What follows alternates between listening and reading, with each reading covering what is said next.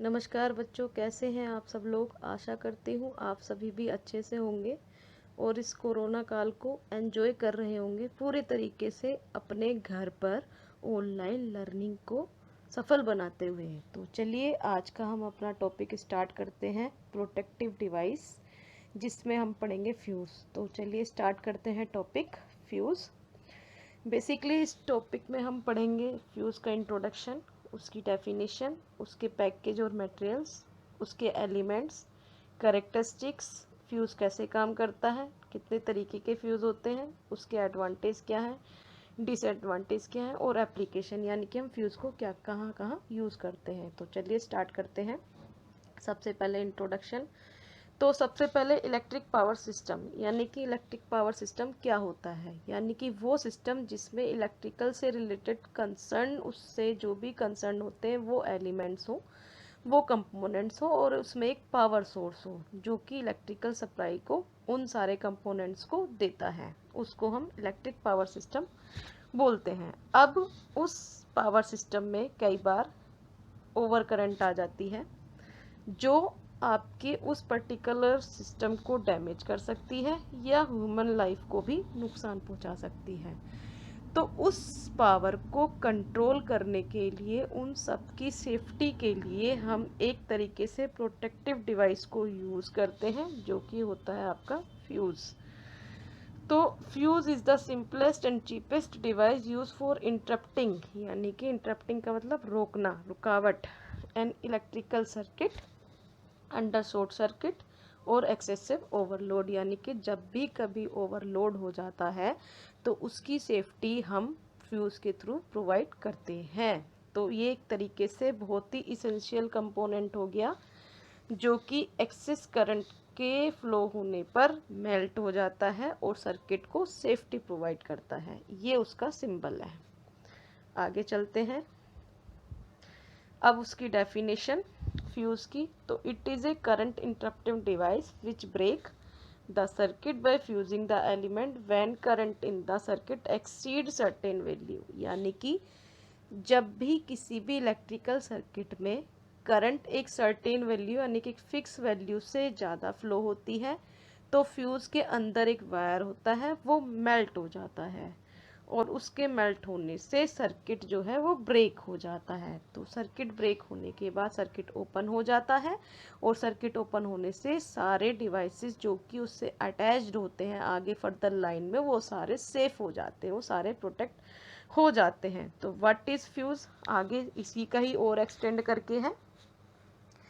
Fuse एक electrical electronics device है जो प्रोटेक्ट करता है सर्किट को, किससे, डिफरेंट इलेक्ट्रिकल फॉल्ट से। वो फॉल्ट क्या हो सकते हैं, ओवर करंट हो सकती है या ओवरलोड हो सकता है।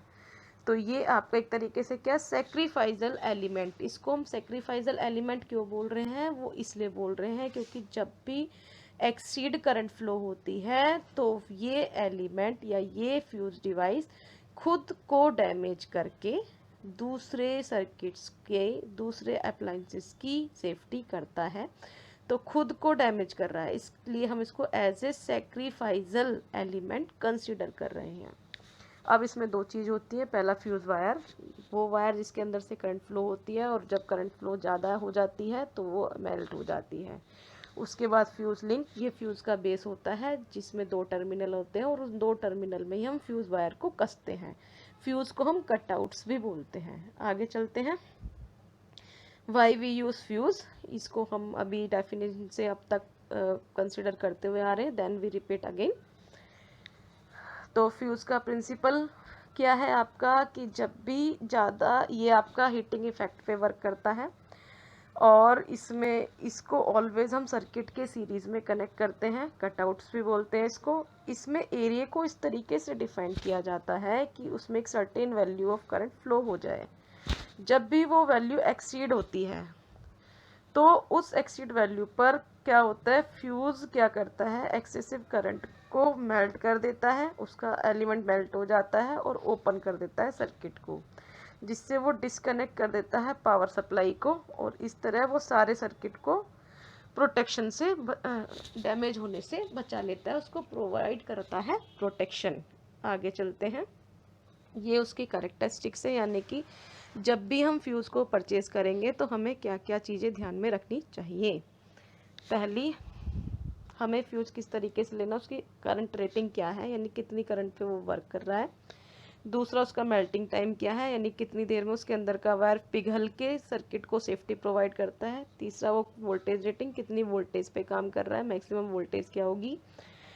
ब्रेकिंग कैपेसिटी, इंटरप्टिंग रेटिंग, यानी कि वो कितने अमाउंट ऑफ करंट को बिना किसी ब्रेक किए हुए इजीली करंट को फ्लो होने देता है, और कितनी देर बाद वो सर्किट को ब्रेक कर देता है, इंटरप्ट कर देता है। उसकी ब्रेकिंग कैपेसिटी, यानी कि उसकी बियर करने की कैपेसिटी कितनी है। उसके बाद I²T, यानी कि उसका करंट और टेम्परेचर, फिर पैकेजिंग और फिर टेम्परेचर। उसके बाद ये डिफरेंट डिफरेंट मटेरियल्स हैं अलग अलग, ये सारे उसके मेल्टिंग पॉइंट हैं। ये उसका रेजिस्टेंस है, रेजिस्टेंस का बता ही दिया। और ये उसका टेम्परेचर है कि कितनी देर तक वो किस पर अपना अपना काम कर सकता है फ्यूज़ इजीली। ये अलग अलग सब्सटेंस या मटेरियल के अलग अलग होते हैं। नेक्स्ट, फ्यूज़ कैसे वर्क करता है। अब इसमें दो तरीके के दिखाया हुआ है। इसमें एक मेटल स्ट्रिप होती है जिसका एक पर्टिकुलर एरिया होता है, जो कि दोनों बीचों के इन दोनों उसमें बीच के हिस्से में यहाँ पर एक वायर होता है, ये आपस में अटैच्ड होते हैं। उसके बाद फ्यूज़ को हम सर्किट के सीरीज़ में कनेक्ट करते, पीछे बता चुके हैं। अगर करंट हैवी आ जाती है, यानी कि ज़्यादा आ जाती है, तो फ्यूज़ मेल्ट हो जाता है, ब्रेक कर देता है सर्किट को, और अप्लायंसेस को, इलेक्ट्रिकल अप्लायंस की प्रोटेक्शन देता है। अब ये टाइप्स हो जाते हैं, यानी कि फ्यूज़ कितने तरीके के होते हैं। बेसिकली फ्यूज़ होते हैं आपके दो तरीके के, एक AC एक DC। उसके बाद AC के ही आगे डिफाइन किए हुए हैं। AC भी दो तरीके के होते हैं, लो वोल्टेज, हाई वोल्टेज। उसके बाद जो लो वोल्टेज AC फ्यूज़ होते हैं वो 5 तरीके के होते हैं। Cartridge type, rewirable, striker, switch type, drop out switch. उसके बाद हाई वोल्टेज भी 3 तरीके के, cartridge type, liquid type, expulsion type. उसके बाद आपके कार्ट्रिज टाइप भी दो तरीके के, D टाइप, लिंक टाइप। उसके बाद लिंक टाइप भी दो तरीके के, ब्लेड टाइप, बोल्टेड टाइप। इनको हम आगे देखते हैं क्या क्या होते हैं। अब AC fuse, DC fuse. AC fuse जो AC सिग्नल पे वर्क करते हैं, DC फ्यूज़ जो DC सिग्नल पे वर्क करते हैं। AC और DC मैंने दोनों आपको बता देते, लेकिन फिर भी हम यहाँ पे कर लेते हैं। ये सिग्नल होता है AC, ये सिग्नल होता है DC, यानी कि इसमें हर समय वोल्टेज या करंट की वैल्यू वेरी करती है। ये आपकी होती है कांस्टेंट, और AC आपकी करती है वेरी, यानी कि AC में कभी भी वैल्यू कांस्टेंट नहीं होती। ठीक है। HV का मतलब होता है हाई वोल्टेज। अब AC HV अगर हम लेते हैं तो AC हाई वोल्टेज वो जो कि 1000 वोल्ट से ऊपर पे वर्क करते हैं, उन्हें हम हाई वोल्टेज AC फ्यूज़ बोलते हैं। 1000 वोल्ट से जो नीचे वर्क करते हैं उन्हें हम लो वोल्टेज AC फ्यूज़ बोलते हैं। इस चीज़ का आप ध्यान रखिए। आगे देखते हैं। ये उसी से related different type of fuse हैं, उनके डायग्राम हैं अलग अलग तरीके। जैसे हाई वोल्टेज फ्यूज़ ये हो गया, उसका डायग्राम ये हो गया। उसके बाद सेमी इनक्लोज रिवायरेबल फ्यूज़ ये हो गए, जो हम घर में भी देखते हैं इस तरीके के। ये D टाइप के हो गए, ये नाइफ ब्लेड टाइप के हो गए, ये बोल्टेड टाइप के हो गए। ये सारे फ्यूज़ हैं। ये उसके डायग्राम है कि देखने में अगर हम मार्केट से परचेज करते हैं या सर्वे करने जाते हैं तो फ्यूज़ देखने में इस तरीके के होते हैं। नॉर्मल होते हैं DC फ्यूज़। DC फ्यूज़ वही होते हैं, अगर हम दोनों में डिफरेंस लें तो DC फ्यूज़ AC फ्यूज़ की कंपैरिजन में बड़े होते हैं। उसका रीज़न ये है क्योंकि आपका बताया कि AC फ्यूज़ में जो सप्लाई होती है वो इस तरीके से होती है जो कि वेरी करती है। तो वेरी करने के बाद क्या है, करंट किसी टाइम पे ज़ीरो भी होगी, किसी टाइम पे मैक्सिमम भी होगी। तो जीरो या मैक्सिमम होने के बाद उसमें जो करंट की हीटिंग होगी वो कंट्रोलेबल होगी, वो कंट्रोलिंग के अंदर होगी, जिसकी वजह से उसमें उसका साइज़ बड़े करने की ज़रूरत नहीं है, क्योंकि उसका हीटिंग इफ़ेक्ट अपने आप नॉर्मल होता चला जाएगा। जबकि DC फ्यूज़ में वैल्यू कांस्टेंट होती है।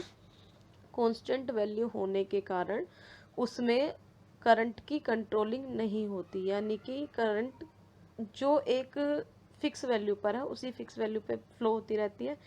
तो उसको कंट्रोल करने के लिए, उसके फ्लोनेस को बढ़ाने के लिए हम डीसी फ्यूज़ की लेंथ को ज़्यादा रखते हैं। यही एक रीज़न होता है कि डीसी फ्यूज़ आपके लंबे होते हैं एसी फ्यूज से। ये इसी का पूरा इसमें यही चीज़ दिया हुआ है। आगे बढ़ते हैं। उसके बाद आ जाता है रीवायरेबल फ्यूज़। रीवायरेबल फ्यूज़ क्या होते हैं? एक तरीके से लो वोल्टेज फ्यूज़ होते हैं जो कि आपके घरों में यूज़ किए जाते हैं। जो हम अपने घर में यूज़ करते हैं उनको हम रीवायरेबल फ्यूज़ बोलते हैं। इसमें आपका एक ये इस तरीके से बेस होता है पूरा, और उसमें इसके अंदर एक वायर लगा होता है। तो एक फ्यूज़ वेज होता है जो कि आपका टर्मिनल आउट होते हैं, उसमें फ्यूज़ कैरियर होता है जो कि आपका एलिमेंट्स को पकड़ के रखता है। तो ये जो आपके बने होते हैं ये पोर्सलिन के बने होते हैं और एलिमेंट कॉपर के या एल्युमिनियम या एलईडी के बने होते हैं। उसके बाद आता है आपका कार्ट्रिज फ्यूज़। कार्ट्रिज फ्यूज़ को हम टोटली इनक्लोज फ्यूज़ भी बोलते हैं, यानी कि जो चारों तरफ से बंद हो या ढका हुआ हो, वो उसको हम टोटली इनक्लोज फ्यूज़ भी बोलते हैं। ये आपके फर्दर डी टाइप के होते हैं और लिंक टाइप के होते हैं, दो तरीके के। आगे देखते हैं इसमें डी टाइप के फ्यूज़ में कार्ट्रिज, फ्यूज़ बेस, कैप और अडेप्टर रिंग होती है। उसके बाद ये जो फ्यूज़ होते हैं ये नॉन इंटरचेंजेबल होते हैं। मतलब क्या है कि इनको हम एक बार डैमेज होने के बाद इनको हम चेंज नहीं कर सकते, ठीक है, इसको इंटरचेंजेबल नहीं होते। उसके बाद लिंक टाइप फ्यूज़ होते हैं। एचआरसी का मतलब होता है हाई रप्चर कैपेसिटी। रप्चर का मतलब होता है ब्रेक होना, टूटना, यानी कि जिसमें ब्रेक होने की कैपेसिटी बहुत हाई हो उसको हम हाई रप्चर कैपेसिटी बोलते हैं, फ्यूज़ बोलते हैं। अब ये नॉर्मल कंडीशन के अंदर काम करते हैं। अगर कोई फॉल्ट हो जाता है हैवी करंट की वजह से किसी भी रीज़न से, तो उसकी सेफ्टी हम इस वाले फ्यूज़ से करते हैं। ये आपका इसमें जो फ्यूज़ का एलिमेंट होता है वो आपका मेल्ट नहीं होता, वो उसमें कुछ समय के लिए वो आपका फॉल्ट को कर सकता है। उसके बाद आपका थोड़ी देर बाद फ्यूज़ मेल्ट होके सर्किट की सेफ्टी कर देता है। नेक्स्ट चलते हैं। हाई वोल्टेज फ्यूज़ बता ही चुकी हूँ, जो 1000 वोल्ट से ज़्यादा पर वर्क करता है। जनरली उसकी रेंज होती है 1500 वोल्ट से 1,38,000 वोल्ट, ठीक है।